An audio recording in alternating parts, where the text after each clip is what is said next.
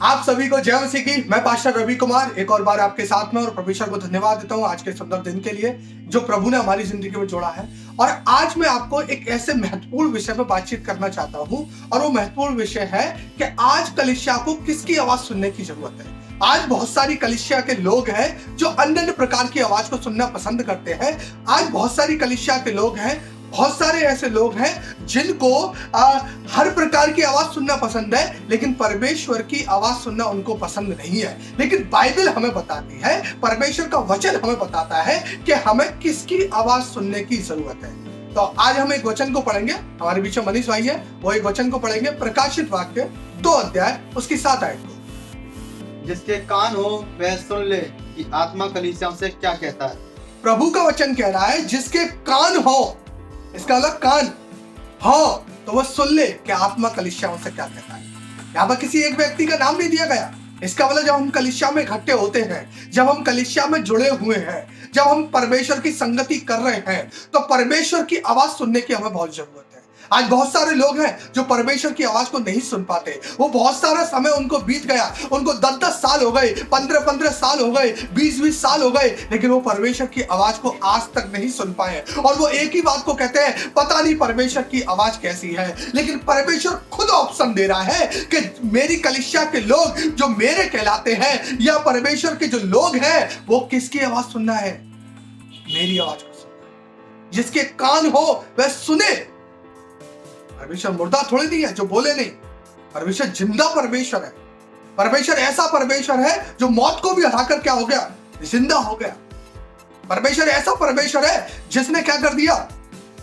उसने तो ऐसे से चमत्कार कर दिए जिसे मैं और आप सोच भी नहीं सकते। लेकिन वही परमेश्वर मुझसे और आपसे कहना चाहता है, जिसके कान हो वह सुन ले कि आत्मा कलीसिया से क्या कहता है। आज कलीसिया क्यों इतनी उदास रहती है? आज कलीसिया के लोग क्यों बिखरे बिखरे रहते हैं? आज कलीसिया में क्यों यूनिटी नहीं पाई जाती? क्योंकि कलीसिया इंसान की आवाज सुनने के लिए तैयार है, लेकिन परमेश्वर की आवाज सुनने के लिए तैयार नहीं है। लेकिन जब मैं आपको बताना चाहता हूं, अगर आप परमेश्वर की आवाज को सुनेंगे, अगर आप परमेश्वर के दीदार का इंतजार करेंगे, अगर आप परमेश्वर की आवाज का इंतजार करेंगे, तो मैं आपको बताना चाहता हूं, परमेश्वर आपसे बात करने के लिए तैयार है। हालेलुया। जब आप परमेश्वर की आवाज सुन लेंगे ना, सच बता रहा हूं, आपको नया जीवन आपको उसी दिन मिल जाएगा। हालेलुया। जब मैंने परमेश्वर की आवाज को सुना, मेरे जीवन में नया बना गया। हम जब कलीसिया में जाते थे, हम परमेश्वर की आवाज को सुनते थे।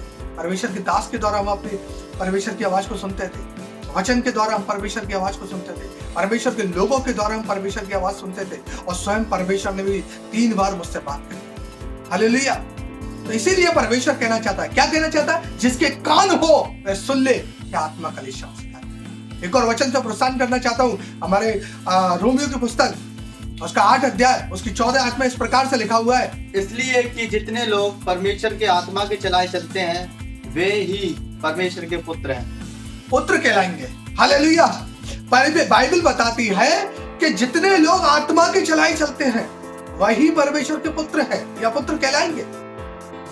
अब आत्मा के चलाए तो चल नहीं रहे, क्योंकि शरीर की लालसा को हम पूरा कर रहे हैं, तो आत्मा की कहां सुन पाएंगे? जब अगर आत्मा की आवाज को सुनने के लिए हमें आत्मिक बनना पड़ेगा।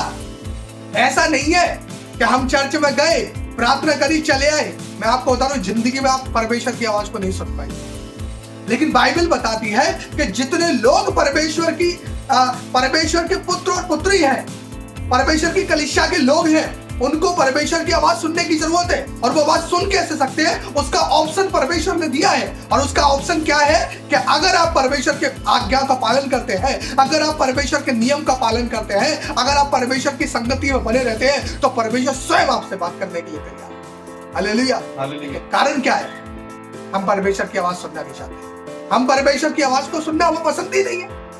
हम कहते हैं, अरे परमेश्वर की आवाज सुन के हम क्या करेंगे? अरे हम परमेश्वर की आवाज सुन के क्या करेंगे?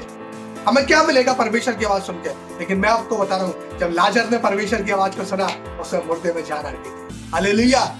मैं आपको बताना चाहता हूं, जब जितने लोगों ने परमेश्वर की आवाज को सुना, उनके जीवन में चमत्कार। सुलेमान जी ने जब परमेश्वर की आवाज को सुना, वो बुद्धिमान बन गया। हालेलुया।